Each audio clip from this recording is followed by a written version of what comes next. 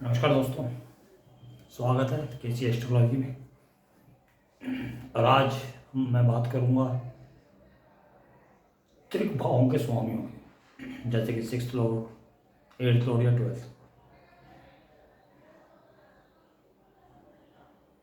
और आज 4th house से रिलेट करके मैं 6th हाउस या 12th हाउस के लॉर्ड की बात करूंगा कि किस प्रकार से ये ग्रह जो छठे भाव का स्वामी है, जो कि हमारे डिस्प्यूट्स को दिखाता है, हमारे एनिमीज़ को दिखाता है, हमारी लड़ाई झगड़े को दिखाता है,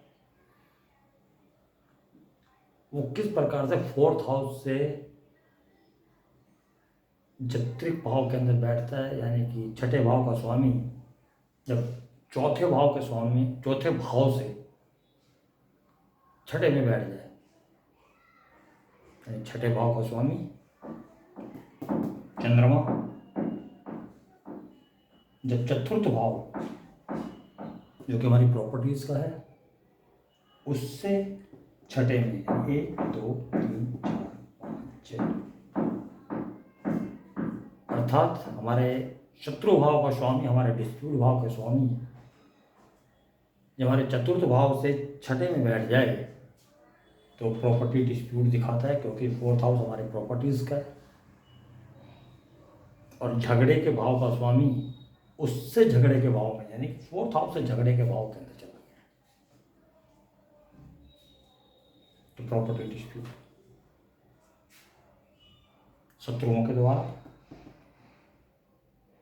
एनिमीज, डिस्प्यूट। तो अगर किसी के भी चार्ट के अंदर अगर आप देखेंगे, आपका कुंडलियाँ होंगी, तो वहाँ पर अगर इस तरह की कंडीशन बन रही है तो उसके जीवन में 4th हाउस के अंदर बैठे हुए लॉर्ड के पीरियड के अंदर या वहाँ के स्वामी के पीरियड के अंदर प्रॉपर्टी डिस्प्यूट हो सकते हैं या होंगे, कह सकते हैं। क्योंकि मैंने जितने भी चार्ट देखे हैं जिसके अंदर ये कंडीशंस हैं उसके अंदर प्रॉपर्टी डिस्प्यूट है। उससे आगे की बात, अगर आपके 4th हाउस के अंदर कोई क्रूर ग्रह बैठा हुआ, पाप ग्रह बैठा हुआ है, तो उस केस के अंदर आपकी प्रॉपर्टी आपको ही मिलने वाली है।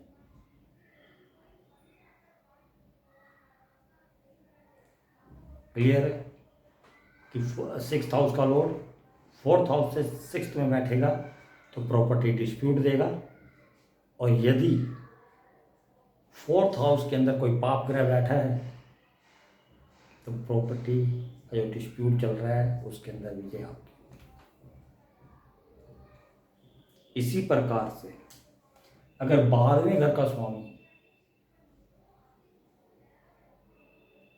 12वें घर का स्वामी भी यदि यहाँ पर आ जाए, जैसे अष्टम में 12वें से 12वें में 11वें भाव के अंदर बैठ जाए, जो कि 4th हाउस से अष्टम भाव है, और किसी भी भाव से अष्टम भाव, जैसे कि हमारे लगन कुंडली के अंदर छठा भाव यदि अगर हमारे लड़ाई झगड़े का है, डिस्प्यूट का है, शत्रुओं का है, तो अष्टम भाव हमारे इनहेरिटेंस का है। तो 4th हाउस से अष्टम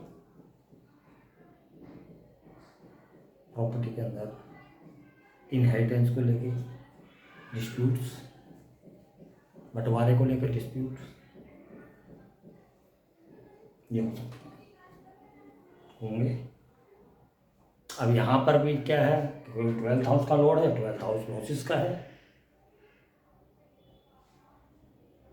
अब वो लॉसेस कहाँ आ गए, 4th हाउस से 8th में,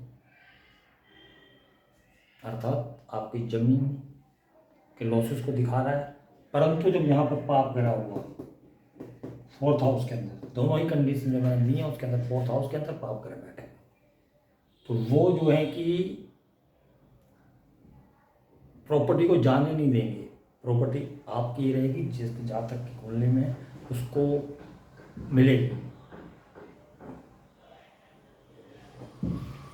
6th हाउस से रिलेटेड जो रूल है उसके अंदर क्या है कि एनिमीज हैं, जो बाहर के लोग हैं, उन्होंने कब्जा कर रखा है, या कोई भी किसी भी प्रकार का जो है कि इल्ज़ाम लगाकर आप पे केस डाल दिया है, ज़मीन को हड़पने की कोशिश कर रहे हैं, वो कंडीशंस बनेंगी। और जब आपके 11th हाउस के अंदर जब 12th लॉर्ड बैठेगा तो कंडीशंस बनेंगी कि आपके इनहेरिटेंस के अंदर, क्योंकि ये प्रॉपर्टी से 8th हाउस है, इनहेरिटेंस के अंदर आपके हिस्से को लेके आपका झगड़ा होगा, और लास्ट में जो आपका हिस्सा बनता है वो आपको जरूर मिलेगा।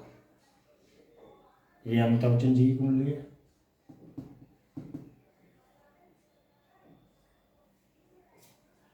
जिसके जो कि 6ठे भाव का स्वामी टाउन में बैठा है। अब ये मैं जानता हूँ इनको, उनकी कुंडली है। विरासत या इनहेरिटेंस को लेकर झगड़ा चल रहा है, तो इनको मैंने यही बोला है कि आपको आपका रिश्ता जरूर मिलेगा जितना आपका बनता है। तो उम्मीद करता हूँ ये सूत्र आपको समझ भी आया होगा, और आप इसको चार्ट्स पर लगा के देखिएगा, ये 100% काम करता हुआ पाया जाएगा आपको।